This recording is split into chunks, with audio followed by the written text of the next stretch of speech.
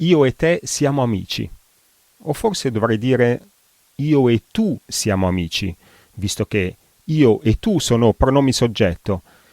O forse sarebbe meglio tu ed io siamo amici. Benvenuti o bentornati, è un po' che non ci vediamo. Per chi è qui per la prima volta, insegno italiano all'università in Gran Bretagna e con questi video cerco di aiutare un po' chi sta imparando l'italiano. In questo video parliamo dei pronomi soggetto io e tu e parliamo anche di me e te. Ma prima di cominciare una piccola precisazione che riguarda la pronuncia, prima che qualcuno me lo scriva nei commenti. Se volessimo parlare un italiano perfetto, dovremmo dire me e te. Spero di aver pronunciato bene. Ma siccome io sono cresciuto a Milano, pronuncio me e te. Spero di non offendere nessuno. Se poi qualcuno si dovesse offendere, pazienza, ce ne faremo una ragione. Ecco, così abbiamo imparato anche questa espressione, farsene una ragione. Come sappiamo, io e tu sono pronomi soggetto, mentre me e te sono i pronomi corrispondenti che normalmente usiamo per i complementi. E quindi diciamo per esempio io sono uscito con te, io soggetto, te complemento, oppure tu sei uscita con me, tu soggetto, me complemento. Questo è abbastanza semplice e francamente lo sapevamo già, ma ci sono casi in cui possiamo o anche dobbiamo usare me e te anche in posizione di soggetto.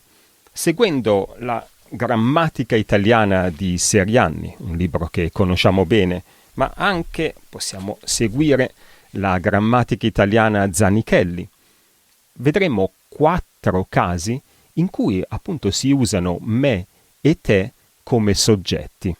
Il primo caso è quello dei paragoni di uguaglianza, o come scrive la grammatica Zanichelli, dopo le parole come o quanto. È la stessa cosa. Prendiamo la frase fa come faccio io. Il primo fa è un imperativo.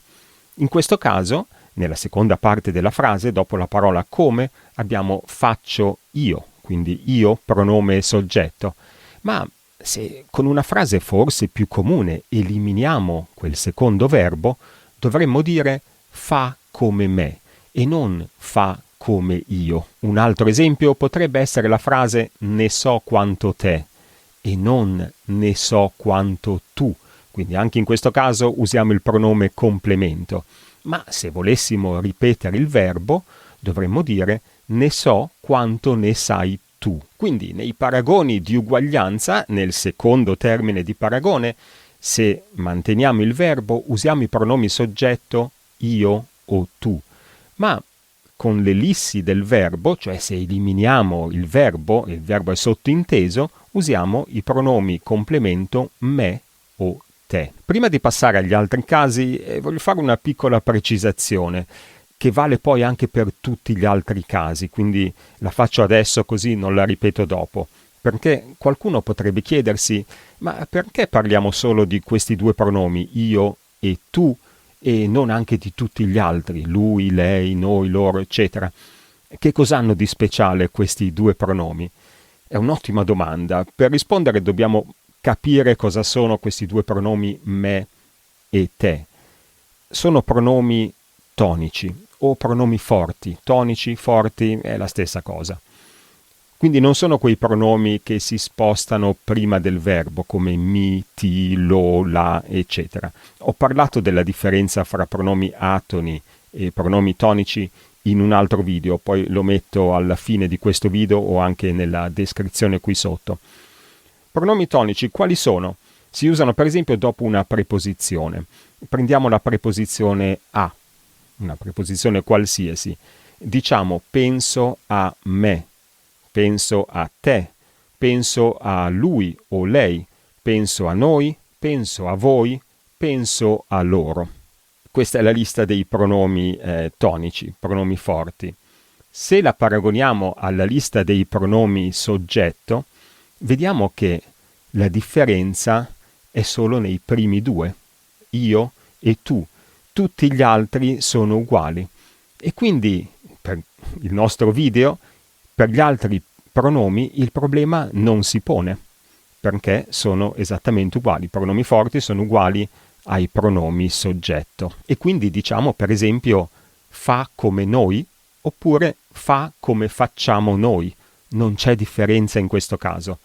Per i pronomi di terza persona, singolare e plurale, pronomi soggetto, ho usato lui, lei e loro, perché ormai l'uso di questi pronomi è molto comune.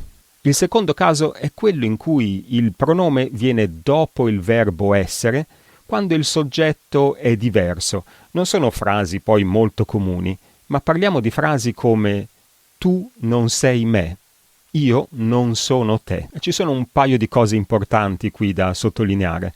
La prima è che il soggetto deve essere diverso. Io non sono te, quindi io è il primo soggetto, te è il secondo.